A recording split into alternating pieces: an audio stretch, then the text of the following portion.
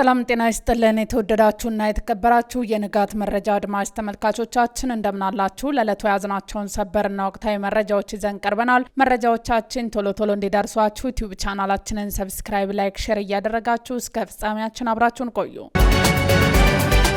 በቅድሚያ ክርስቲያን ታደለን ጨምሮ በእስር ላይ ያሉ ሰዎች በይቅርታ ሊፈቱ ነው በሚል እየተሰራጨ ያለው መረጃ ሐሰተኛ ነው ሲሉ ጠበቃቸው ተናግረዋል። ፖለቲከኞችና የማህበረሰብ አንቂዎችን ጨምሮ ጋዜጠኞች እንዲሁም ሌሎች በአማራ ክልል በተቀሰቀሰው በትጥቅ የታገዘ ግጭት ጋር በተያያዘ በእስር ላይ የሚገኙት ግለሰቦች ከእስር ሊፈቱ ነው መባሉን የነ ክርስቲያን ጠበቃ ሰለሞን ገዛኸኝ ሐሰተኛ ነው ሲሉ ውድቅ አድርገውታል። እየተሰራጨ በሚገኘው መረጃ ይፈታሉ ከተባሉበት መካከል የህዝብ ተወካዮች ምክር ቤት አባሉ ክርስቲያን ታደለ የሚገኙበት ሲሆን ከመጪው ገና በዓል በፊት ከእስር እንደሚፈቱ እንደሚጠበቅም በማህበራዊ መገናኛ ዘዴዎች እየተሰራጩ የሚገኙ መረጃዎችን ይጠቁማሉ።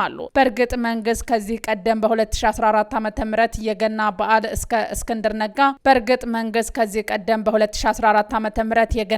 እንደ እስክንድር ነጋ፣ ጀዋር መሐመድ፣ ስብሃት ነጋን ያሉትን ጨምሮ ሌሎችንም ፖለቲከኞች በተመሳሳይ በበዓሉ ዕለት እንደለቀቃቸው ይታወሳል። ጠበቃ ሰለሞን ሐሰተኛ ናቸው ያሏቸውን መረጃዎች ግን በመጀመሪያ ዙር ከእስር ይፈታሉ ተብሎ ከሚጠበቁት መካከል ዮሐንስ ቦያለው፣ ጋዜጠኛ ዳዊት በጋሻው፣ ክርስቲያን ታደለ፣ ሲሳይ አውግቸው፣ ቴዎድሮስ ኃይለ ማርያም፣ ወንደሰን አሰፋ፣ መስከረም አበራ፣ ጫኔ ከበደና ካሳ ተሻገር እንደሚገኙበት ተመልክተዋል። በሌላ በኩል የፌዴራል ጠቅላይ ፍርድ ቤት በእነ ዮሐንስ ቦያለው መዝገብ በክርስቲያን ታደለ ላይ ከመጋረጃ ጀርባ የቀረበው ምስክር ተከትሎ በአቃቢ ሕግ ባቀረበው ሰነድ ላይ አስተያየት ለመስጠት ለጥር 8 ተለዋጭ ቀጠሮ መስጠቱ ይታወሳል። የብሔራዊ ተሃድሶ ኮሚሽን በትግራይ ክልል የሚከናወነውን የቀድሞ ተዋጊዎች ትጥቅ ማስፈታትና የመበተን ስራ ከመስከረም ወር ጀምሮ ላልተወሰነ ጊዜ እንደተቋረጠ ለኢትዮጵያ ኢንሳይደር ገለጸ። በዚህ ምክንያት በክልሉ የሚገኙ የቀድሞ ተዋጊዎች መረጃ በዲጂታል መንገድ የሚመዘገቡ 67 ባለሙያዎችን የኮንትራት የስራ ውል ከአንድ ሳምንት በኋላ እንደሚቋረጥም ኮሚሽኑ አስታውቋል። የብሔራዊ ተሃድሶ ኮሚሽን ምክትል ኮሚሽነር የሆኑት አቶ ተስፋለም ይሃድገው ከትግራይ ክልል በመጀመሪያ ዙር ትጥቅ ፈተውና ስልጣን ወስደው ወደ ህብረተሰቡ የተቀላቀሉ የቀድሞ ታጣቂዎች ብዛት ከ63300 በላይ እንደሆኑ ለኢትዮጵያ ኢንሳይደር ተናግረዋል። እነዚህ የቀድሞ ታጣቂዎችና ስልጠና የወሰዱት በመቀለ፣ ዳጋ፣ ሐሙስና አድዋ ከተሞች በሚገኙ ማዕከላት እንደሆነ ገልጸዋል። በመጀመሪያ ዙር የቀድሞ ታጣቂዎችን ዲሞብላይዝ ለማድረግ ከተያዘው እቅድ አንጻር በክልሉ 11000 ገደማ የሚሆኑትን ታጣቂዎች ላይ የትጥቅ ማስፈታትና የመበተኑ ስራ እስካሁንም አለመከናወኑን ምክትል ኮሚሽነሩ አስረድተዋል። ይህ ስራ ማለቅ የነበረበት እስከ ባለፈው መስከረም ወር ድረስ እንደነበር አቶ ተስፋለም አክለዋል። የፖለቲካ ትኩሳት በዚህም በዛም መኖሩ ሂደቱን ማስቀጠል እንዳይቻል ፈታኝ ሁኔታ መፍጠሩን ምክትል ኮሚሽነሩ ገልጸዋል። ዲሞብላይዝ ለማድረግ አመራሮቹም ታጣቂዎቹም ፈቃደኛ ሆነው መምጣት ይጠበቅባቸዋል ሲሉ ሂደቱ ለምን እንደተቋረጠ አብራርተዋል።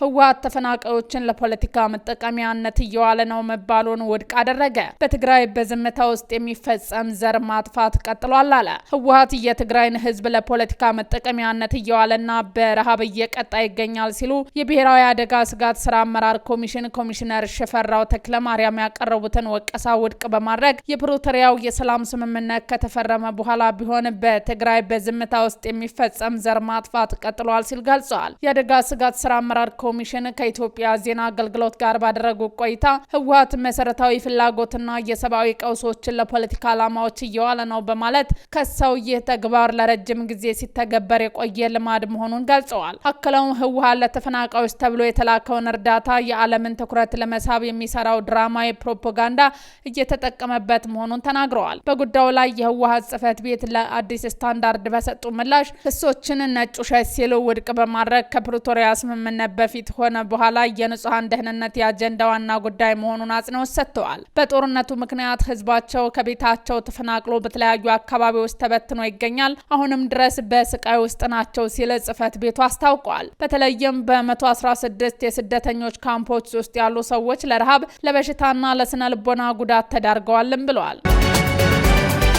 መንግስት ቲክቶክንና ዩቲዩብን ጨምሮ በአመት ከ2 ሚሊዮን ብር በላይ ገቢ የሚያገኙ የዲጂታል ይዘት ፈጣሪዎች ግብር ለማስከፈል የሚያስችል ረቂቅ ደንብ አዘጋጀ። ደንቡ የዲጂታል ይዘት ፈጣሪዎች ከማስታወቂያ ስፖንሰሮችና ሌሎች መንገዶች ያገኙትን ገቢ የሚያሳይ የሂሳብ መዝገብ እንዲይዙ ግዴታ የሚጥል ከረቂቅ ደንቡ ጋር መመልከቱን ጠቅሶ ቢቢሲ ዘግቧል። በፈጠራ ስራ ላይ የተሰማራው ግብር ከፋይ በድርጅቱ መልክ የተቋቋመ ከሆነ የንግድ ስራ ገቢ ግብር እንደሚከፍል የሚጠቅሰው ደንቡ ግብር ከፋዩ የሂሳብ መዝገብ የመያዝ ግዴታ ያለበት ወይም ተቀናሽ ወጪ ያለው ከሆነም ግብር መክፈል እንዳለበት መደንገጉን ዘገባ ወስቷል። እነዚህ መስፈርቶች የማያሟላ ይዘት ፈጣሪዎች ሌሎች ገቢዎች በሚለው ምድብ ተካተው ከጠቅላላ ገቢያቸው 15 በመቶ ግብር እንዲከፍሉ ይደረጋልም ተብሏል።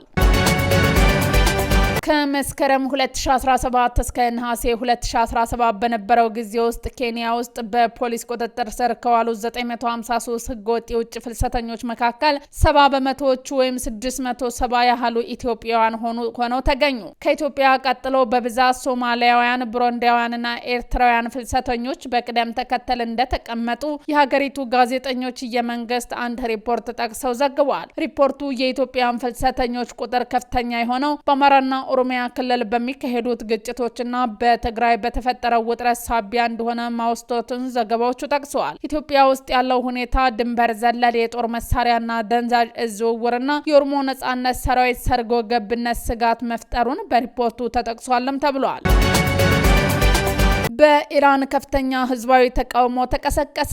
በኢራን የሀገሪቱ ገንዘብ ከዶላር ጋር ሲነጻጸር ታሪካዊ የተባለ ዝቅተኛ ውድቀት ማሳየቱን ተከትሎ ላለፉት 3 ዓመታት ታይቶ የማይታወቅ ታላቅ ህዝባዊ ተቃውሞ በመላ ሀገሪቱ ተቀስቅሷል። ዋና ዋናዎቹ ነጥቦች የገንዘብ ውድቀት፣ የኢራን ሪያል ዋጋ በአስገራሚ ሁኔታ ማሽቆልቆሉን ቀጥሏል። በአሁኑ ሰዓት አንድ የአሜሪካ ዶላር በ42125 የኢራን ሪያል እየተመነዘረ ይገኛል። የገበያ መዘጋት በዋና ከተማ ቴህራን የሚገኙ የሞባይል ስልኮች መሸጫ ማዕከላትና ታሪካዊ ግራንድ ባዛር ነጋዴዎች ሱቆቻቸውን በመዝጋት አደባባይ ወጥተዋል። የባንክ ሹሙ መልቀቂያ የኢኮኖሚ ቀውሱንና ህዝባዊ ቁጣውን ተከትሎ የኢራን ማዕከላዊ ባንክ ገዢ መሐመድ ረዛ ፋርዚን ሰኞ ዕለት ስልጣናቸውን መልቀቃቸው ተሰምቷል። የፖሊስ እርምጃ በቴህራን፣ ኢስፋሃን፣ ሺራዝ እና ማሻሃድ ከተሞች የተቃውሞ ሰልፍ የቀጠሉ ሲሆን ፖሊስ ሰልፈኞችን ለመበተን አስለቃሽ ጭስ እየተጠቀመ መሆኑ ተዘግቧል። ይህ ተቃውሞ እንደ አውሮፓውያን አቆጣጠር በ2022 ከማሳህ አሚኒት ሞት በኋላ የተነሳው ትልቅ አመጽ የሚያስታውስ ሲሆን አሁን ግን የኑሮ ውድነቱና የኢኮኖሚ ቀውስ ህዝቡን ክፉኛ አስቆጥቷል።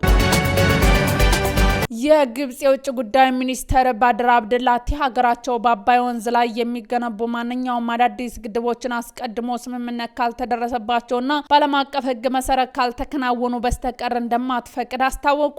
ይህ መግለጫ ካይሮ ከኢትዮጵያ ጋር ባላት የውሃ ውዝግብ ዙሪያ ከቅርብ ዓመታት ወዲህ ካወጣቸው አቋሞች ሁሉ እጅግ ጠንካራው እንደሆነ ተነግሯል። ሚኒስተሩ ለሳውዲ ኤምባሲ የቴሌቪዥን ጣቢያ በሰጡት የአንድ ቃለ ምልልስ እንደገለጹት ግብጽ ለህጋዊና ዲፕሎማሲያዊ መንገዶች ቅድሚያ ብትሰጥም የውሃ መብቷ አደጋ ላይ ከወደቀ ግን ተመጣጣኝና ጠንከር ያለ እርምጃ ከመውሰድ ወደ ኋላ አትልም። ያለ ቅድመ ማስታወቂያና ትብብር የሚገነቡ አዳዲስ ግድቦች የግብጽን ምላሽ ያስከትላሉ ያሉት አብድላቲ የምንወስደው እርምጃ ጠንካራ ህጋዊና የተባበሩት መንግስታት ቻርተርን መሰረት ያደረገ ይሆናል ሲሉ አስጠንቅቀዋል። ግብጽ ለንጹህ ፍላጎቷ ሙሉ በሙሉ ማለት ይቻላል በአባይ ወንዝ ላይ የተመሰረተች ሲሆን ኢትዮጵያ ያጠናቀቀችውን ታላቁን የህዳሴ ግድብ እንደ ህልውና ስጋት ትመለከተዋለች። ችግራችን ከኢትዮጵያ መንግስት እንጂ ከህዝቡ ጋር አይደለም ብለዋል። ሚኒስተሩ አክለውም የግብጽ ችግር ከኢትዮጵያ ህዝብ ጋር ሳይሆን ከኢትዮጵያ መንግስት ብቸኛና የአንድ ወገን አካሄድ ጋር ነው ብለዋል። ኢትዮጵያ ግብጽን የአፍሪካን ልማት የምትቃወምና የቀይ ግዛት አስተሳሰብ ያላት ስትል የምታቀርበውን ክስ ውድቅ ያደረጉት አብድላቲ ካይሮ ለደቡብ ተፋሰስ ሀገራት የውሃ ልማት ፕሮጀክት የሚሆን በዶላር የሚንቀሳቀስ ፈንድ ከበጀቷ መመደቧን ገልጸዋል። ይህ እርምጃ የተሳሳተውን ትረካ የሚያስተካክል ነው ሲሉ ተከራክረዋል። ውድ አድማጭ ተመልካቾቻችን የዛሬ ዜናዎቻችን እነዚህን ይመስሉ ነበር። አብራችሁን ስለነበራችሁ ከልብ እናመሰግናለን። መልካም ቀን።